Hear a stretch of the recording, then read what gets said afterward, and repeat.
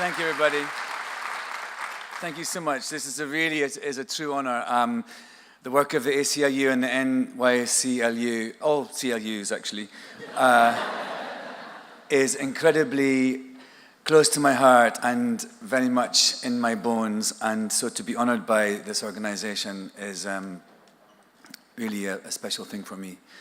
I wanted to say that I've been thinking a lot about freedom and what that means. And, you know, in Scotland, we have a slightly strange relationship with the word freedom. I mean, we have it, but it's been a little bastardized over the years, you know.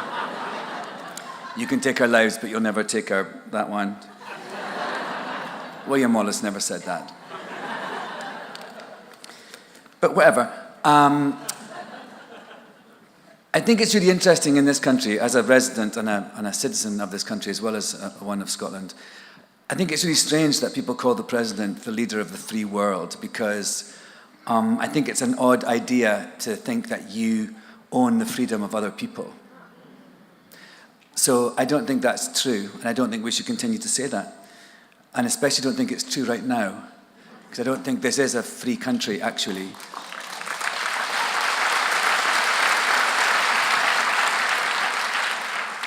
I don't think you have freedom if you can't go to the doctor because you don't have health care insurance. I don't think you have freedom. I don't think the people of North Carolina and Virginia right now, or Georgia rather, right now have freedom if their votes are being suppressed by the legislators. I really don't think you have freedom in this country, honestly, if you are of color, if you are under the LGBTQ umbrella, if you are a Muslim, I could go on, if you are a woman. I don't think you really have freedom in this country. Because until we have true freedom, socially, economically, racially, then we cannot call ourselves a land of the free. But what we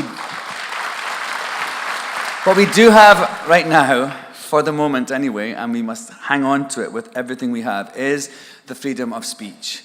And I am so glad the ACLU is here to protect that in these troubled times. And all I have done in my work, I feel, is to use my power of speech to try and help people and change people. And of course, I am of the left-wing persuasion, but I don't think that compassion is a partisan issue. I don't think a desire for equality in all its ways, I don't think a belief in diversity making this country the great place that it is a partisan issue. So I have tried to be a compassionate, equal person, and I'm very glad to be honored for doing that. I'm now going to be not so partisan. I'm going to read you something, because one of the things I feel we have left, one of the only things in terms of this freedom vibe, is the way that we can use our art and our voices to encourage and change the disposition and the opinions of people. We've seen that so much tonight with this beautiful amount of songs and singers and writers. And talking of writers, this thing I'm going to read to you is a poem that was sent to me by an American man from Massachusetts, from Worcester, Massachusetts, actually, like the sauce. And his name is Steve Siddle, S-I-D-D-L-E. If you want to look him up afterwards, he's on Twitter and Instagram with that name, Steve Siddle. And what he did was he sent me a poem on Burns Night, which is the night that Robert Burns, who's the national poet of Scotland, is born. And this is a couple of years ago now, and I was really kind of homesick, and this poem appeared in my inbox on my direct message on my Instagram. And what it is, it's a letter to the President of the United States, written in the style of Robert Burns. And for those of you who don't know, Robert Burns was an incredibly progressive man. In 1792, he wrote a poem about the need for women's rights. So we could do with him back again, girls, I think. And he wrote Auld Lang Syne, a man's a man for all that. He was a great egalitarian man of the people and a great poet. So this is a letter to Trump in the style of Robert Burns.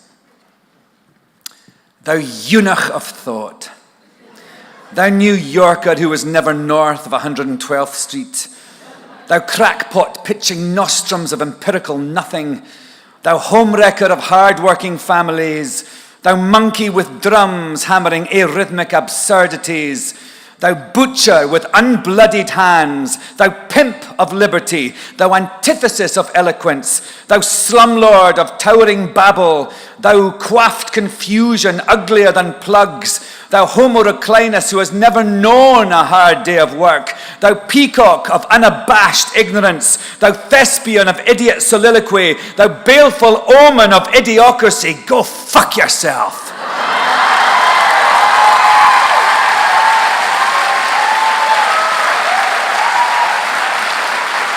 So, thank you to Steve Siddle.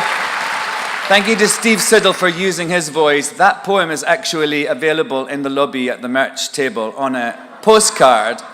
And it's a postcard which is, has the address on the other side of the President of the United States. And you can just pop a stamp on it and send it to President Trump. It costs $20 and all the money goes to the ACLU. I hope you will cough up a little bit more because it will feel good for him to potentially read that, or one of his team, if indeed they can read.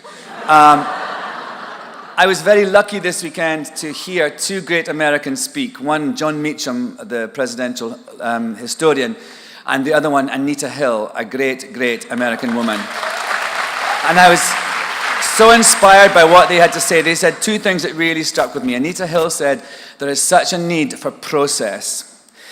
The process that we did not have in the recent FBI investigation and in the FBI investigation when she was in the same situation as Dr. Blasey Ford. But there's a need for process. It's very, very important.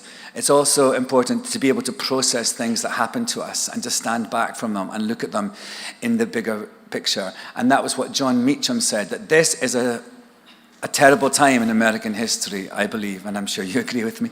But also, let's look at it. Other crazy times have happened. Let's not be overwhelmed by what is happening and make us weak and make us unable to see the woods from the trees. This will pass, I hope. And one way we can make it pass, and this is another thing that John Meacham said, is to not be the audience. The only thing that Donald Trump wants is to be watched, to have ratings. His ratings are starting to slip. Fox News is now stopping covering his rallies. We have a responsibility as the resistance to stop being his audience. Hear what he says, but don't watch it. Don't engage with it, and don't give him the pleasure of our viewing figures. I want to thank the ACLU and the NYCLU and all of you for coming out tonight and for supporting and for being the resistance. And this is a great inspiration to keep on fighting. Thank you.